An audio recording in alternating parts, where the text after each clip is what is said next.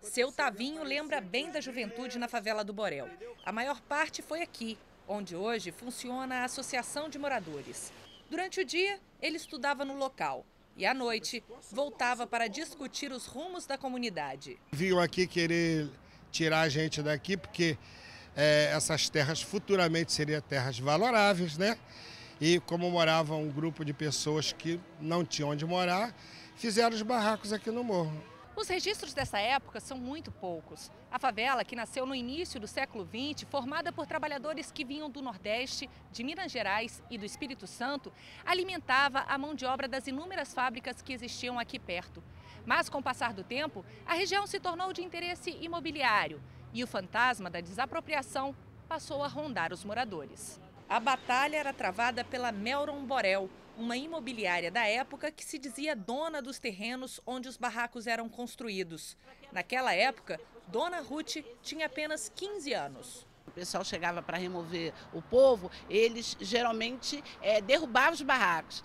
Aí o que se fazia? Se ia se construindo mais no alto. Então a maioria, assim, o presidente, o primeiro presidente daqui, as lideranças, eles moravam mais lá em cima. Por quê? Porque era menos perigoso para subir e para remover. A resistência dos moradores tinha o apoio de um advogado francês que morava ali perto, Antoine Magarinos Torres.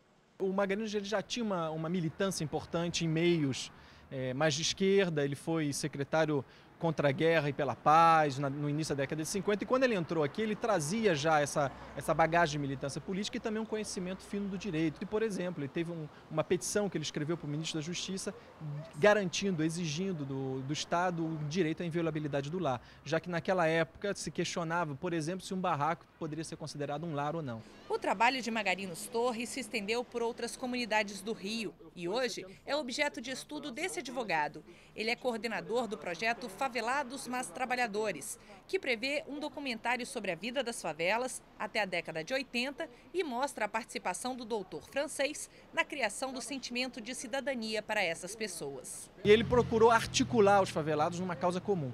Então isso foi um aspecto importante, não era mais o problema de uma favela específica, mas do conjunto das favelas.